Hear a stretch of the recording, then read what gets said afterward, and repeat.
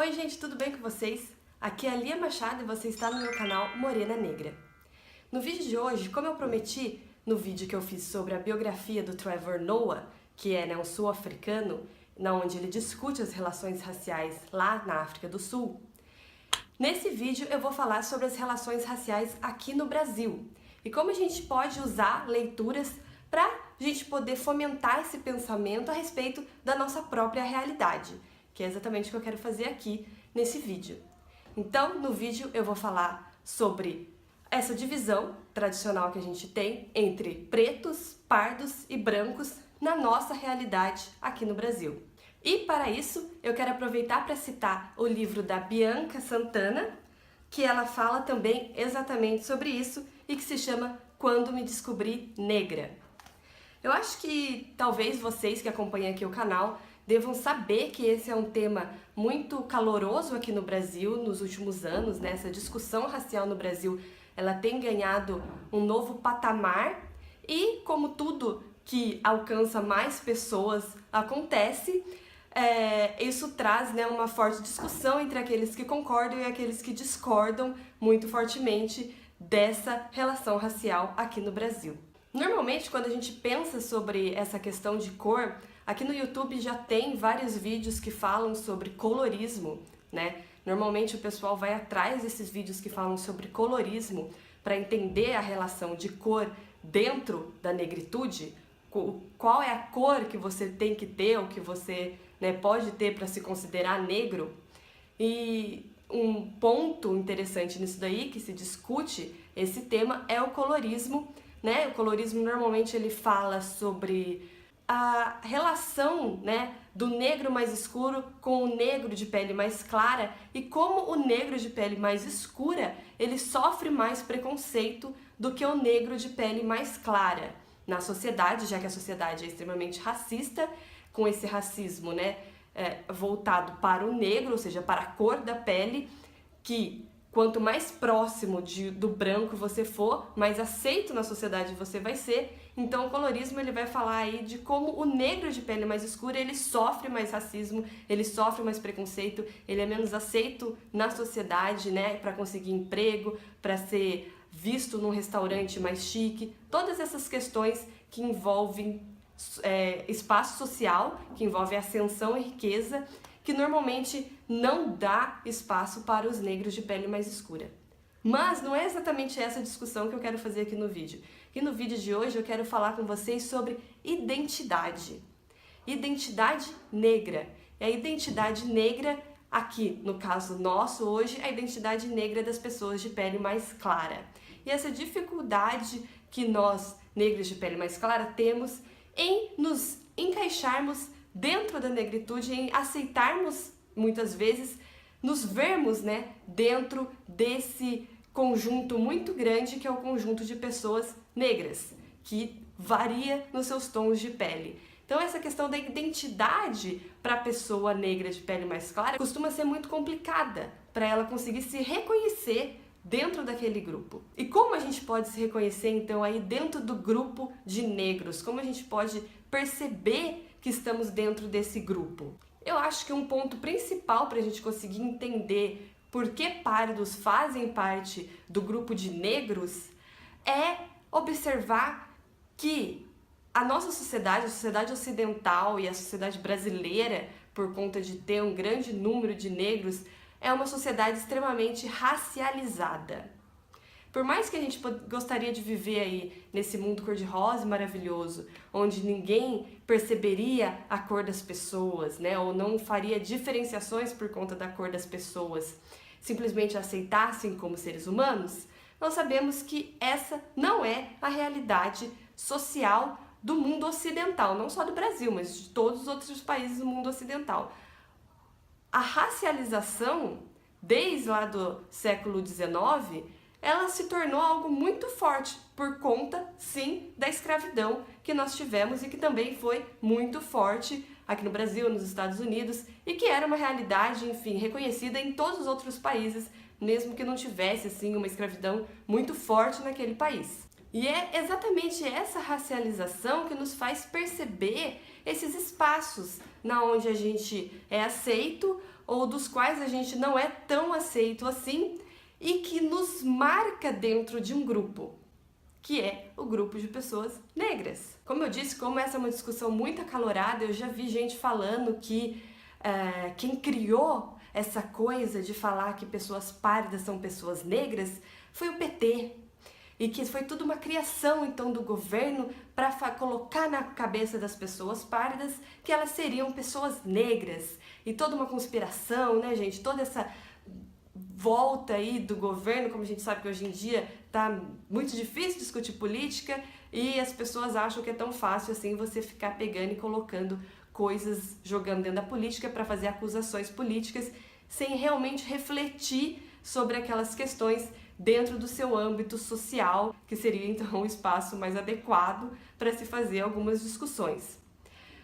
Essa discussão sobre o espaço das pessoas pardas, na verdade, ela já existe desde o século XIX, desde o século XVIII, na verdade, aqui no Brasil, porque, como nós vivíamos ainda num período de escravidão, para você, pessoa livre, que uma pessoa párida, ela tinha uma chance maior de ser uma pessoa livre, né? Normalmente ela já era filho de um negro, de um africano com algum branco da localidade ou com algum senhor de escravo, que muitas vezes dava depois a liberdade para essa pessoa que era seu filho, não reconhecia como filho, mas dava liberdade para ela. Enfim, vai se formando aí uma classe de pessoas de pele um pouco mais clara e que são pessoas livres.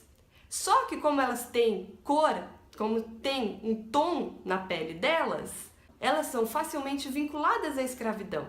E para se desvincular dessa escravidão, você tinha que se afastar dessa relação com o negro, né? Você tinha que criar formas de mostrar que você não fazia parte daquele grupo escravo.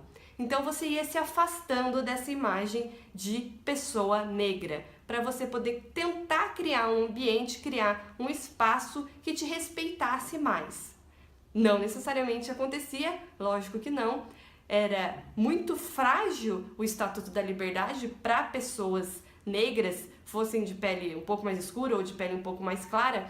Se fosse notável que ela não é uma pessoa branca, se tornava muito mais difícil manter esse Estatuto da Liberdade. Era um estatuto que a pessoa ia ter que estar o tempo todo reafirmando e mostrando que ela era livre. Por quê? Porque você, né, não tem como esconder a cor da sua pele. Então, a gente vê que já tem aí, desde lá do século XIX, mesmo para as pessoas que fossem consideradas pardas, pessoas negras de pele mais clara, você vê que tem essa problematização o quê? Racial. Ela tinha que estar se provando e tinha que estar se provando porque ela não era branca. Vou dar alguns exemplos aí dessa racialização que eu estou falando para vocês também poderem pensar como isso se encaixa, de repente, na realidade de vocês. Teve uma vez, aí já faz alguns anos, mas que eu tava conversando com uma amiga minha, tal, né? A gente tava conversando sobre relacionamentos e chegou no meio da conversa, ela virou pra mim e falou que se ela namorasse um cara da minha cor, a avó dela jamais aceitaria, porque pra avó dela, eu, ou esse cara que teria a minha cor, seria extremamente negro nos olhos da avó dela. E como a avó dela era muito racista, a avó dela não iria aceitar esse relacionamento. Só que o que a gente tem por trás dessas palavras dessa minha amiga aí? Eu não estava falando com a avó da minha amiga. Eu estava falando com a minha amiga. E era a minha amiga que estava me vendo como uma pessoa negra. Mesmo ela reconhecendo que eu tinha a pele mais clara, na visão dela, a minha pele mais clara não era o suficiente para me considerar branca, para poder me considerar alguém aceitável ali para pessoas racistas. Só que essa interpretação da cor da minha pele não era interpretação da avó dela, era interpretação dela. Ela que estava me olhando e me vendo como alguém de pele escura, ou escura demais para algum termo que ela tinha na mente dela do que seria claro. Então eu não era clara para ela eu já era escura o bastante para ter problemas dentro da família dela. E a visão, percebam, não é da família dela, gente. Por mais que a família dela pudesse sim ser super racista comigo, caso me conhecessem, Quem estava falando aquilo era a minha amiga, mesmo que ela não percebesse que ela estava me racializando diretamente. Ela estava me chamando de negra, só que é lógico, num contexto em que ser negro ali nos olhos dela era ser algo negativo. E o problema da racialização é esse, que normalmente quando surge alguém te chamando de negro, sempre surge com um tom negativo.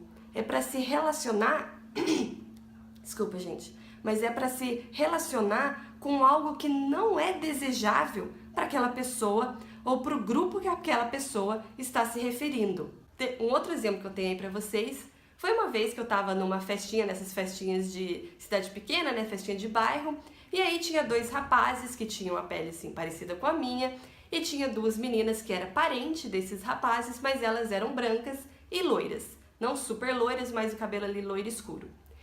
E os rapazes, se referindo às meninas, um deles virou e falou: "Ah, essa é minha prima, né, fulaninha de tal lá, parente de não sei quem", mas dá pra você perceber que elas puxaram o lado bom da família. Elas não têm o pé na senzala. E esse termo, essa colocação, o pé na senzala, é outra forma que a gente tem como muito clássica de se referir para pessoas de pele mais clara, que normalmente tem pessoas, né, na família de pele mais escura, e que você faz o quê? Você racializa e diferencia o lado bom da família, que são aquelas pessoas que são brancas, e o lado não tão bom da família, que são as pessoas que não são brancas. E aqui não importa se você tem a pele mais clara. Você sabe quando você está do lado da família que tem o pé na senzala. Porque por mais que você tenha a pele mais clara, sua pele não chega a ser branca. E isso faz toda a diferença nessa divisão. Vem daí o que? A gente sabe toda essa teoria de mestiçagem que existe, que foi muito forte aqui no Brasil, que por mais que o pardo fosse mais aceitável do que a pessoa de pele mais escura, o pardo ele só era mais aceitável porque era mais fácil, né, nas gerações seguintes de uma pessoa parda, se relacionando com pessoas brancas, ela vir a ter filhos de pele branca. Então você praticamente desloca da sua própria pessoa a sua relação racial para se tornar uma relação que pode vir com os seus filhos. Os seus filhos poderão atingir essa branquitude. No livro do Trevor Noah, que eu citei para vocês, né, na biografia dele, que tem vídeo aqui no canal, ele fala, tem um momento do livro que ele fala e ele brinca exatamente com isso. Qual que era a positividade ali, o que fazia do grupo Colored People um grupo um pouco mais positivo do que o grupo de pessoas black, né? As pessoas realmente negras ali na divisão racial da África do Sul. O Trevor Noah mostra e fala pra gente no livro dele que é exatamente essa mesma questão que aqui no Brasil, porque uma pessoa do grupo de Colored People, ele está mais perto da branquitude, mas ele ainda não é branco. E se ele ainda não é branco, ele não pode fazer parte daquele grupo, afinal ele não é branco, de superioridade, né, suposta superioridade, mas, olha, continua se esforçando aí, porque quem sabe você tem um filho branco, né, quem sabe você consegue ter um filho branco. Então a pessoa parda, por ter essa possibilidade mais forte de ter um filho branco, é como se ela tivesse escalado um pouquinho ali essa escala social e racial da sociedade. Só que quando você olha para você pessoa parda, para você pessoa que tem cor na sua pele, você percebe que nessa brincadeirinha de falar que um lado da família é o lado bom e o outro lado é o lado ruim, o lado que tem o pé na senzala, você percebe que você está do lado ruim da família. E são essas pequenas percepções que normalmente a gente não tem quando a gente não toma consciência da negritude, não toma consciência de que nós somos pessoas negras. Nós somos pessoas negras por quê? Porque nós estamos dentro desse grupo que vai ser sempre desvalorizado pela sociedade, ainda que seja em seus pequenos aspectos. Pode ser em aspectos mais fortes, que às vezes você não está apto a lidar, ou pode ser de maneira mais leve, como eu também contei aqui, da visão das próprias pessoas negras de pele mais clara, né, dito pardo aqui no Brasil, que se coloca do lado ruim, muito entre aspas aí, né, gente, entendendo isso, da família, porque sabe que a pele não é branca. Então você não conseguiu atingir aquela branquitude desejada que alguma parte da família conseguiu. Por mais que esteja dentro da sua família essa divisão, né? Por mais que na sua família tenha essas pessoas que conseguiram atingir o lado bom da família, você não conseguiu. E essa visão de nós mesmos, de como nós, pessoas de pele mais clara, mas ainda assim negra, nos inserimos nesse contexto, que é importante se perceber e que você precisa começar a ter consciência racial para conseguir fazer isso. Esse livro da Bianca Santana que eu citei para vocês, ele é muito bom, ele é um livro super fininho, dá para perceber aqui, né? Mas ele é um livro muito bom porque ele está falando exatamente disso. Eu não me percebi negra lendo o livro da Bianca Santana, eu já tinha, né, tomado essa consciência alguns anos antes, mas quando eu li o livro eu achei super interessante porque ele vai se construindo exatamente para tentar mostrar para pessoas de pele mais clara, né, que tem traços negros, como que isso se constitui na relação entre brancos e negros. A relação sempre vai ser, né, entre brancos e negros ou pardos e negros, enfim, sempre vai ter essa questão da cor relacionada em si. E eu sei que é uma coisa muito louca, porque normalmente quando a gente começa a ter consciência desse tipo de coisa, a gente começa, né, a ter um momento aí de autonegação, de falar, não, imagina, tô criando coisas da minha cabeça, tô exagerando, não foi isso que a pessoa quis dizer. Porque a gente tem essa necessidade. Qual que é o outro problema por trás da negritude, de a gente se reconhecer dentro de uma negritude? Continua sendo, de certa forma, aquele problema que eu falei que tem lá no século XIX, só que em novos termos. No século XIX, as pessoas pardas, normalmente pardas livres, né? Elas tentavam se afastar dessa ideia de negro, dessa ideia de ser negro, porque elas acreditavam que isso, de alguma forma, permitia que elas fortalecessem a liberdade delas. Afinal, tradicionalmente livres eram pessoas brancas, então se você tentasse apagar a sua cor, você estaria mais protegido, você teria essa liberdade um pouco mais fortificada, ou pelo menos essa era a ideia, né? Isso era o que eles buscavam naquele período. E hoje em dia a gente tenta se afastar da ideia de negritude porque a ideia de negritude ela é sempre carregada de negatividade. Ela tem em si muito forte essa relação que eu falei para vocês, de quem tem na pele alguma marca da negritude, ela tá do lado ruim das coisas, ela tá do lado ruim da família, ela tá do lado que tá sempre sendo inferiorizado. E é por isso que ainda hoje a gente tenta, muita gente, né, quer continuar se afastando desse reconhecimento de ser negro. Mas a gente tem que começar a perceber e começar a criar novos discursos. Parte dessa criação de novos discursos é você se interpretar como sendo negra, é você perceber que certas coisas também podem acontecer com você e que muito provavelmente já aconteceram com você. Ainda que não seja de forma tão intensa, aí sim a gente pensa na questão do colorismo, que é como acontece com pessoas de pele mais escura. Mas a gente começar a perceber que também acontece conosco, de pele mais clara, é fortificar a nossa identidade, a gente conseguir entender que a gente faz parte de algo e fortalecer esse algo, que no caso é a negritude, só vai nos criar mais espaço, perceber melhor a realidade à nossa volta também. Esse, na verdade, é um tema muito grande, muito profundo, que é discutido à larga no meio acadêmico, assim, tem vários livros que tentam discutir essa questão da identidade negra no Brasil, de você conseguir se perceber como pessoa negra aqui no Brasil. Então é um discurso muito longo, uma discussão muito longa, que com certeza não terminaria num vídeo, que pode ser colocada de diversas formas. Gostaria de saber aqui de vocês como vocês veem isso, se vocês já se perceberam, já problematizaram essa questão na vida de vocês ou com alguém que vocês conhecem, para a gente poder fomentar aqui essa discussão, aumentar e, de repente, fazer outros vídeos, caso vocês achem interessante também, para a gente poder falar mais sobre isso, né? Para a gente poder fazer esse diálogo. Como eu disse, muitos livros, às vezes, que a gente lê, nos ajuda a perceber várias coisas da sociedade e que podem ser aplicadas em outras realidades e que podem ser discutidas de maneira muito diversas, e que isso que é interessante da gente ter essa preocupação com leitura é a gente poder analisar e recolocar essas questões em outros sentidos, em outros âmbitos.